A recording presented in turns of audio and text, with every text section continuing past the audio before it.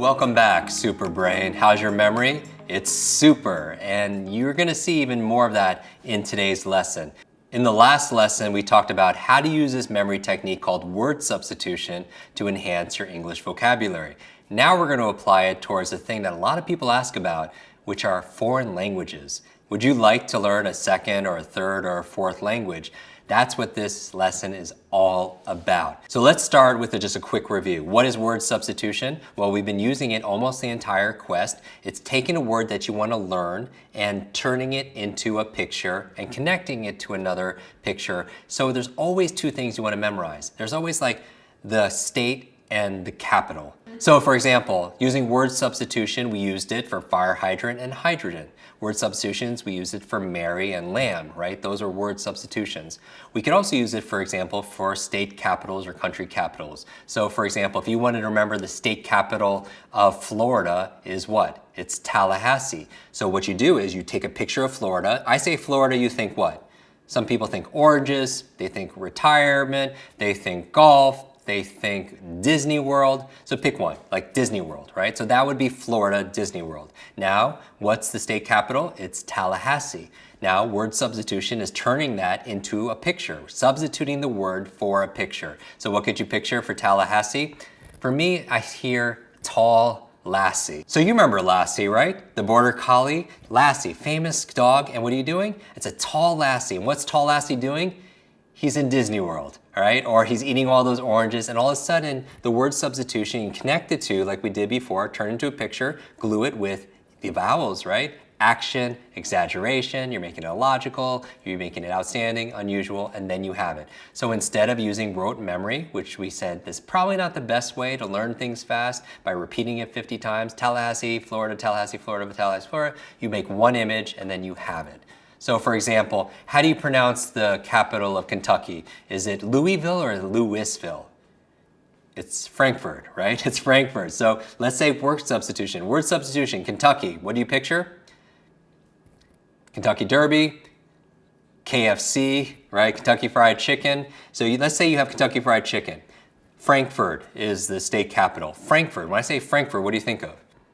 Like hot dogs, like Frank's, right? So imagine this, really simple. Imagine you have your bucket of KFC, and instead of chicken inside are what? Frank's, right? Hot dogs, and there you have it, instant. Remember, it's not frequency, because that takes time. It's not duration, studying something for hours and hours. That takes time. It's intensity, using imagination, using emotion, using visualization, association. That helps you to learn it faster. And that's how you develop this super brain. Now, we're going to apply it now towards foreign languages. Foreign languages. So let's take a language like Spanish. Let's say huevos. What does huevos mean? It means what? Eggs. So for me, I'm thinking, okay, wave full of O's. So I'm looking at the ocean and I'm seeing all these waves. And there are a bunch of holes in there. And what am I throwing? Those O's, right? The O's that are in the waves. And what am I throwing inside the O's? All these hard-boiled eggs. Do you see that? Wave, O's, and there goes the eggs. So you combine the two things together, the two word substitutions together. Again, using the vowels. The vowels connect a word, right? And here the vowels are A, action, E, exaggeration, emotion, I, you make it illogical, O, you make it outstanding, and U, make it unusual. That's the glue, right? Let's take other examples. How do you say butterfly in Spanish? Mariposa. Mariposa. So think about it. What does that sound like if you were playing this game called Pictionary? For me, I hear Mary, and what is she doing? She's posing, or maybe a couple getting married and they're posing. Imagine you see that, mariposa. And then what do you need to remember? Butterfly. So imagine Mary is posing, and all of a sudden a big butterfly comes and sweeps her up and flies away. Can you imagine that? Would you ever forget that if you saw that on the street? Your friend Mary is there posing, and all of a sudden a butterfly comes and flies away with her.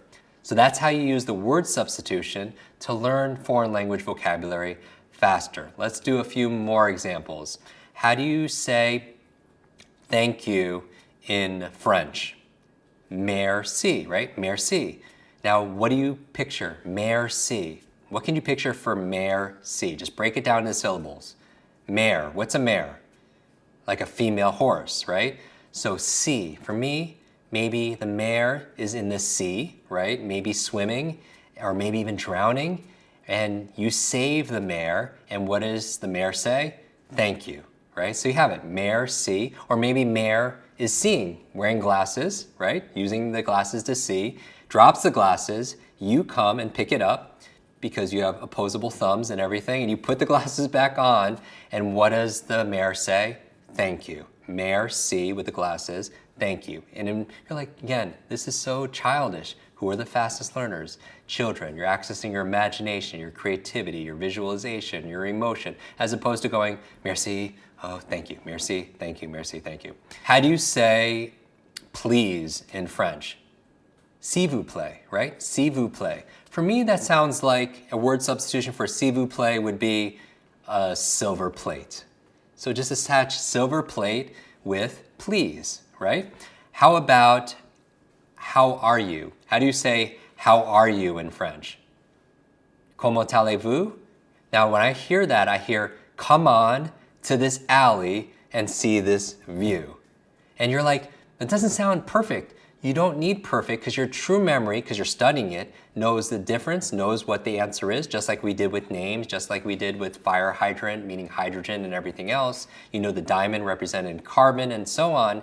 Your true memory knows the difference. You just need a trigger, a memory reminder, a mnemonic device to remind you something that's close enough, to remind you what you already know inside.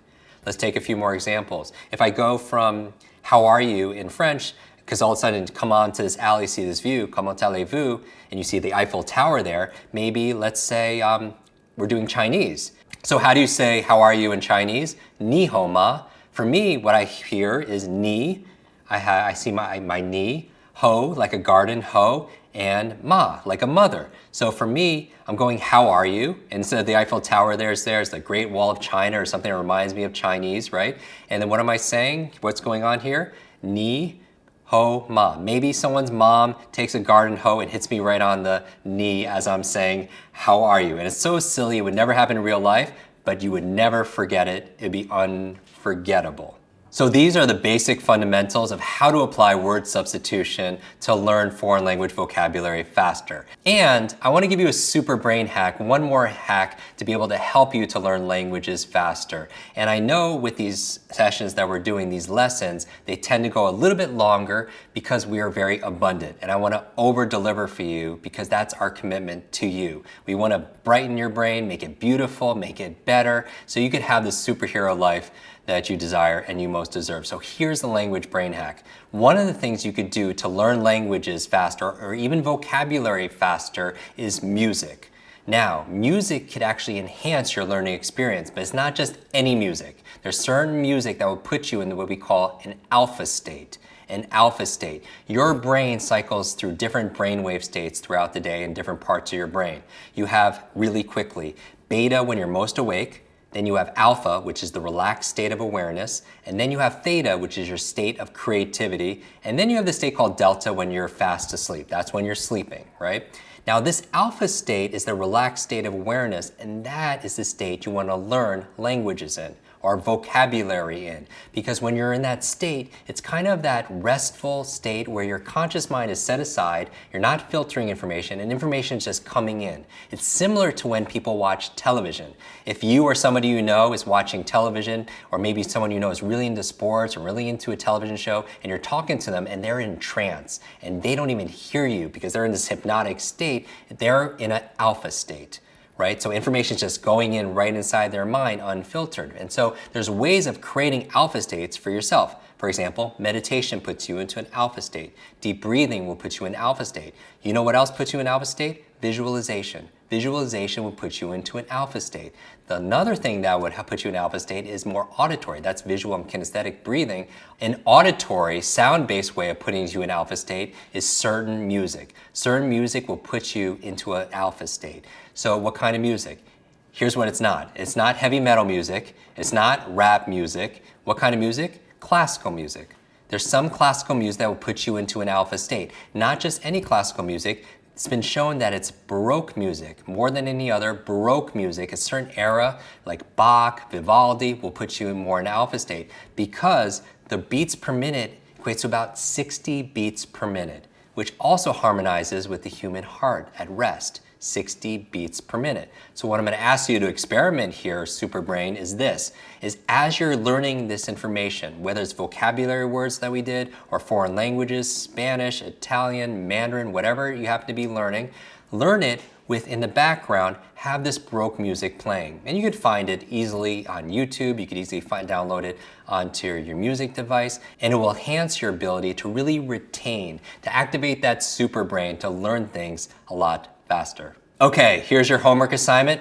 All you have to do is this. I want you to choose a language that you've always wanted to take on. Maybe you're in the process of this already. Choose a language that you're really passionate about, that you love to be able to learn. And what I want you to do is go online and find what the top 10 words are in that language. The top 10 words, because you want to work smart, not just work hard. You might as well look at the words that are most being used. And I want you to list those words. And what I want you to do next to that list is come up with your word substitution for each of those words. So again, what I want you to do is go online and search for the top 10 words use of the language that you're interested in. I want you to write them down, and to the right next to it, I want you to write down your word substitution for each of those words, and then come up with a nice little story to help you remember those words. And I'd like you to share that in our community. Remember, sharing is caring. Share it with your tribe so we teach each other. Because here's the thing.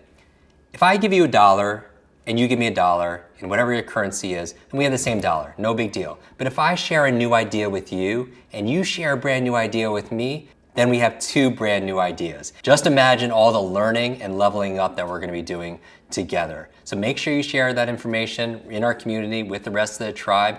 Thank you for playing full out in this lesson. I can't wait to see you tomorrow.